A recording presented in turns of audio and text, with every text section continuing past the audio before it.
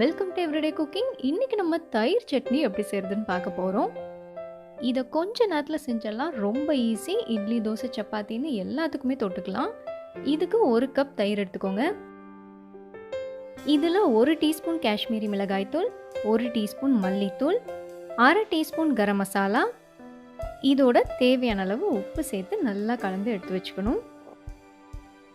So மசாலாலாம் போட்டு தயிர் ரெடியாக இருக்குது. இது ஒரு பக்கம் இருக்கட்டும். அடுத்ததாக பாத்திரத்தில் கொஞ்சமாக எண்ணெய் விடுங்க.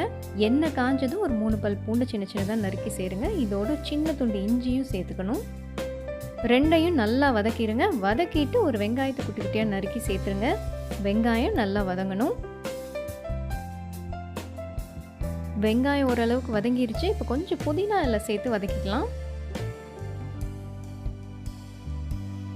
எல்லாம் நல்லா வதங்கினதும் நம்ம மசாலா கலந்து வச்சிருக்கிற தயிரை சேர்த்துடலாம். இதோட ஒரு 1/2 கப் தண்ணியும் சேர்த்துருவோம்.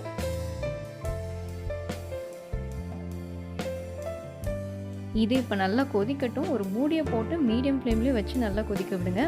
அப்பப்போ நடுவில் கொஞ்சம் கிளறி விட்டுட்டே வாங்க. தண்ணி எல்லாம் வற்றி இந்த மாதிரி எண்ணெய் பிரிஞ்சு வர வரைக்கும் குக் பண்ணணும். தயிருங்கிறனால நீங்கள் ஊற்றின எல்லா எண்ணெயும் பிரிஞ்சு மேலே வந்துடும். ஃபைனலாக நறுக்குன கொத்தமல்லி இலையை தூவி கலந்து விட்டிங்கன்னா செம்ம டேஸ்டான தயிர் சட்னி ரெடி.